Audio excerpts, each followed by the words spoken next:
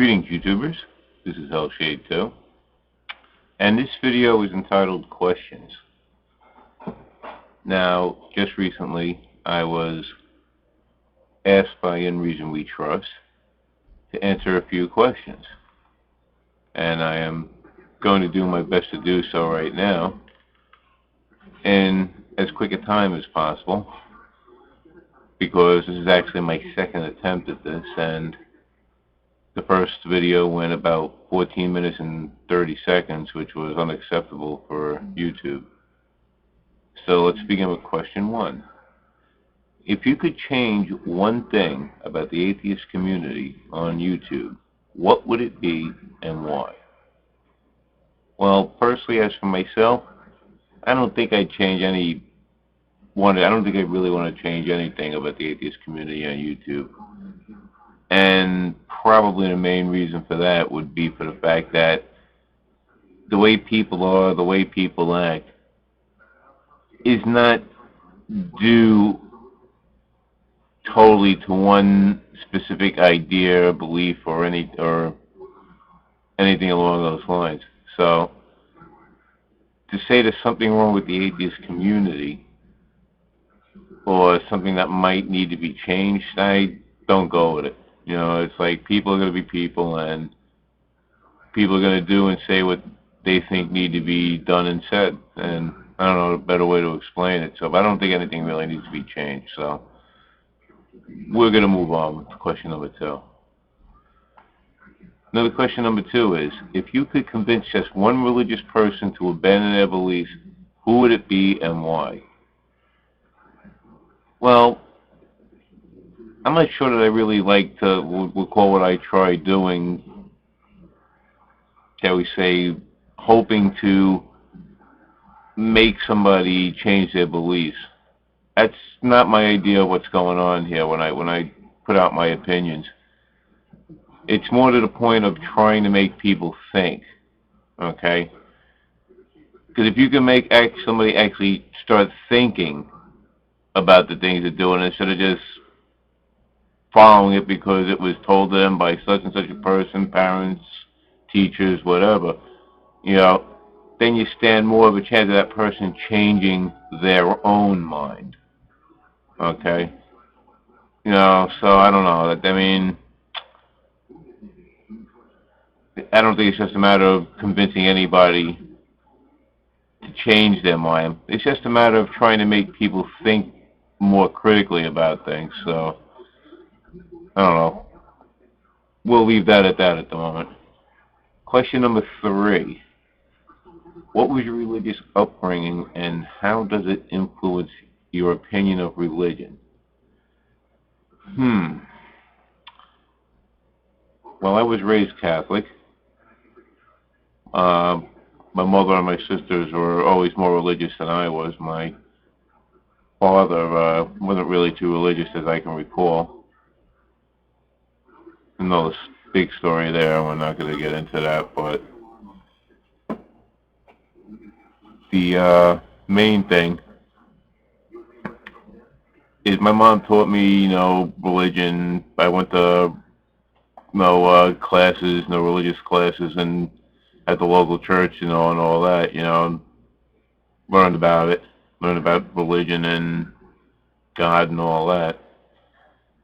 But it never, I mean, I don't remember ever really any time that I actually really thought one way or another about it being true or not, and be that convinces me one way or the other. So that's why I would have to say no on belief. But how does this whole situation, how does that influence my opinion of religion in general? I don't really have a bad opinion about religion, though I do have a bad opinion about some religious people. Okay, so there's a little bit of a difference there, I would say.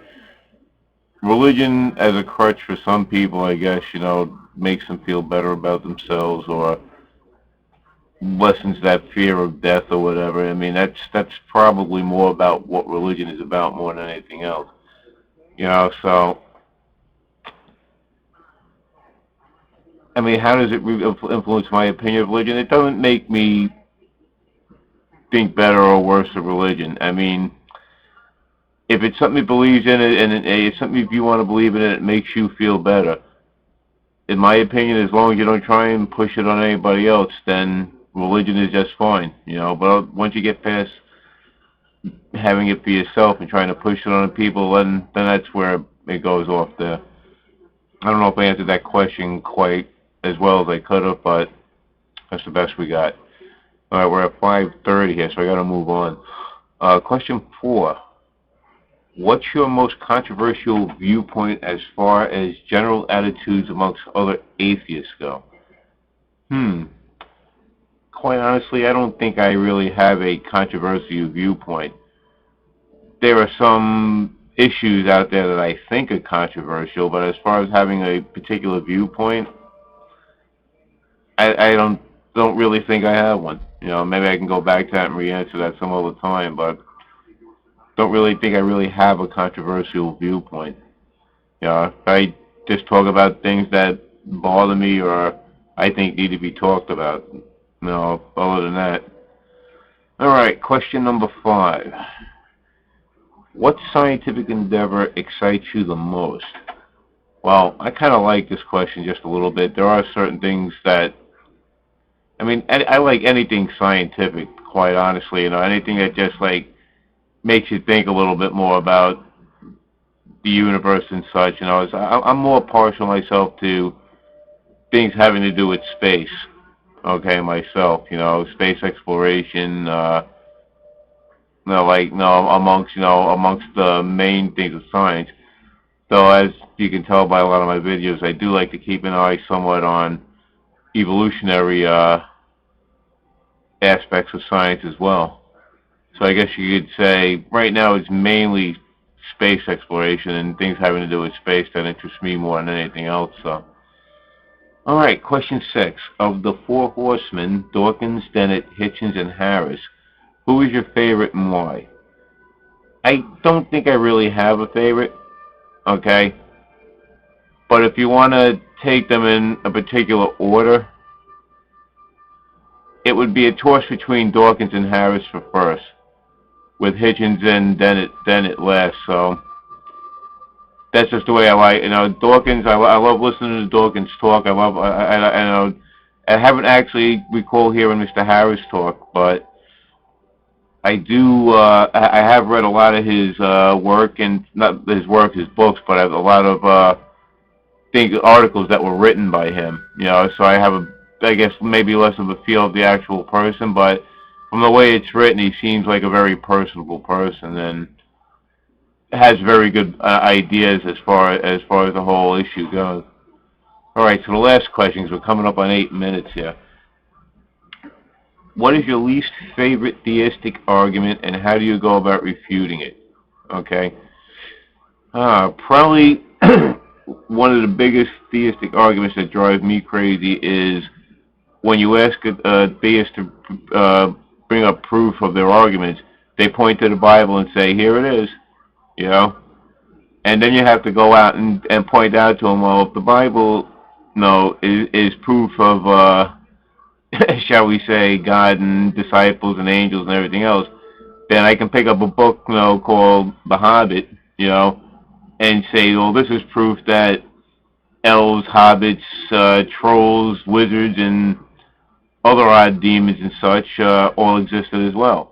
You can't prove either or, so it's like, it's totally stupid, yet they do not get it. So,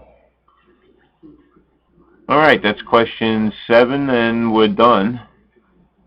I don't know if I answered them to great satisfaction, but it's probably about as honestly as it's going to get right now, considering it's been a long day at work yet again. And this is also my second attempt at this, so